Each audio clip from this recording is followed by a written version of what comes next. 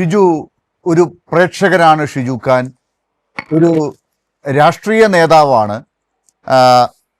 ഒരു ബൗദ്ധിക തലത്തിൽ ഒരു അക്കാദമിക് ലോകത്ത് കൃത്യമായി സഞ്ചരിച്ചുകൊണ്ടിരിക്കുന്ന ഡോക്ടറേറ്റ് ഉള്ള ഒരാൾ എന്നുള്ള നിലയ്ക്ക് തന്നെ പറയാം.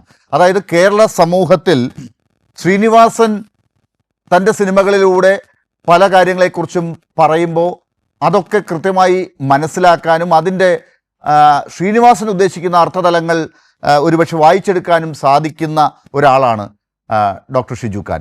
ആ അർത്ഥത്തിൽ ശ്രീനിവാസൻ സിനിമകളിൽ ഇപ്പോൾ ഭാഗ്യലക്ഷ്മി ചൂണ്ടിക്കാട്ടിയ ആ ഒരു ഇരുട്ടിൻ്റെ ചിത്രമുണ്ടല്ലോ, ചിന്താവിഷ്ടയായ ശ്യാമള തുടങ്ങുമ്പോൾ നമുക്കറിയാം കേരളത്തിൽ പവർ കട്ടുള്ള ഒരു കാലഘട്ടത്തെ രാഷ്ട്രീയമായി ആളുകളുടെ മുമ്പിലേക്ക് അവതരിപ്പിക്കുകയാണ് ആ സംവിധായകൻ.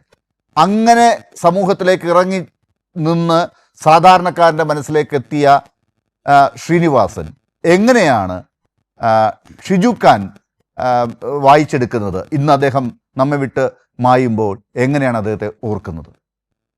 കേരളത്തിലെ ഒരു മഹാഭൂരിപക്ഷം വരുന്ന സാധാരണക്കാരും ഇടത്തരക്കാരും ആയിട്ടുള്ള മനുഷ്യരെ സംബന്ധിച്ച്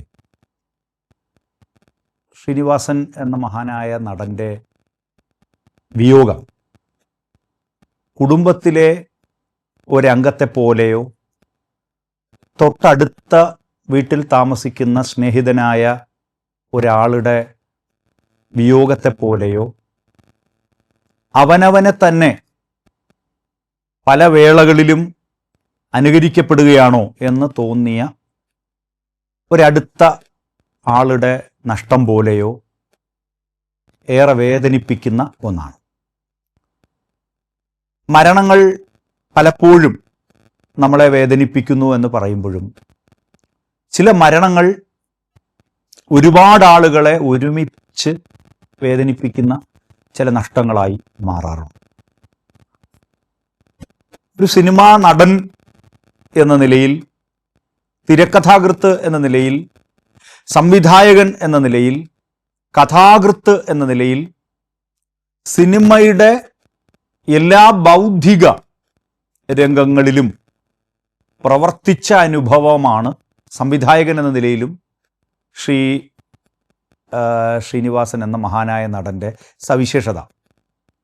അതുകൊണ്ട് തന്നെ മികച്ച തിരക്കഥയ്ക്കുള്ള പുരസ്കാരവും മികച്ച ചിത്രത്തിനുള്ള പുരസ്കാരവും മികച്ച സംവിധായകനുള്ള അവാർഡും മികച്ച കഥാകൃത്തിനുള്ള അവാർഡും അങ്ങനെ എല്ലാ അർത്ഥത്തിലും സിനിമയുടെ ബൗദ്ധിക രംഗത്തെ എല്ലാ മേഖലകളിലും ശ്രദ്ധേയമായി അദ്ദേഹം മാറിയിട്ടുണ്ട്.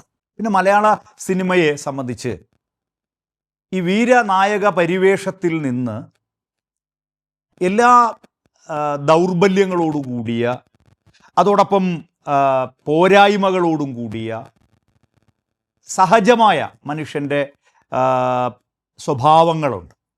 അപ്പോൾ പലപ്പോഴും സിനിമകളിൽ വരുന്ന വീരപരിവേഷം അതല്ലെങ്കിൽ ഒന്നുകിൽ നായകൻ നല്ലതിൻ്റെ പ്രതീകം, വില്ലൻ പിന്നെ ദോഷങ്ങളുടെയും തെറ്റുകളുടെയും പ്രതീകം, ഇങ്ങനെ ഒരു ദ്വന്ദ്വം, നായകൻ വില്ലൻ എന്ന് പറയുന്നൊരു ദ്വന്ദ്വം സിനിമയെ അടക്കി ഭരിക്കുമ്പോഴാണ് അതിഭാവുകത്വമില്ലാതെ സ്ഥിരം ശൈലിയില്ലാതെ ഒരു നോട്ടം കൊണ്ട്, ചെറിയ ചലനങ്ങൾ കൊണ്ട്, അതോടൊപ്പം നർമ്മ സംഭാഷണങ്ങൾ കൊണ്ട്, കാരിക്കേച്ചർ പോലുള്ള കഥാപാത്രങ്ങൾ, അതാണ് പല സിനിമാ രംഗത്തെ നിരൂപകരും ചൂണ്ടിക്കാണിക്കുന്നത്. കാരിക്കേച്ചർ പോലുള്ള കഥാപാത്രങ്ങളുടെ സൃഷ്ടി തീർച്ചയായിട്ടും അത് മലയാളത്തിലെന്നല്ല ഇന്ത്യൻ സിനിമയിൽ ശ്രീനിവാസനെ അടയാളപ്പെടുത്തുന്ന വളരെ പ്രധാനപ്പെട്ട ഒന്നായിരിക്കും ആ അനുഭവങ്ങൾ എന്ന് ഞാൻ ചൂണ്ടിക്കാണിക്കുകയാണ്.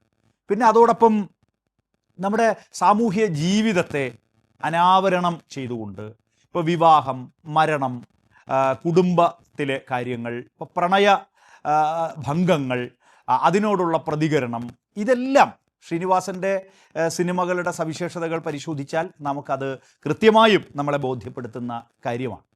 പിന്നെ അദ്ദേഹത്തിലെ നടൻ, അതൊരു പ്രത്യേകം തന്നെ നാം മനസ്സിലാക്കേണ്ട ഒട്ടേറെ കഥാപാത്രങ്ങൾ അദ്ദേഹം അഭിനയിച്ച കഥാപാത്രങ്ങൾ കാലാതീതമാണ് എന്ന കാര്യത്തിൽ ഒരു സംശയവും വേണ്ട.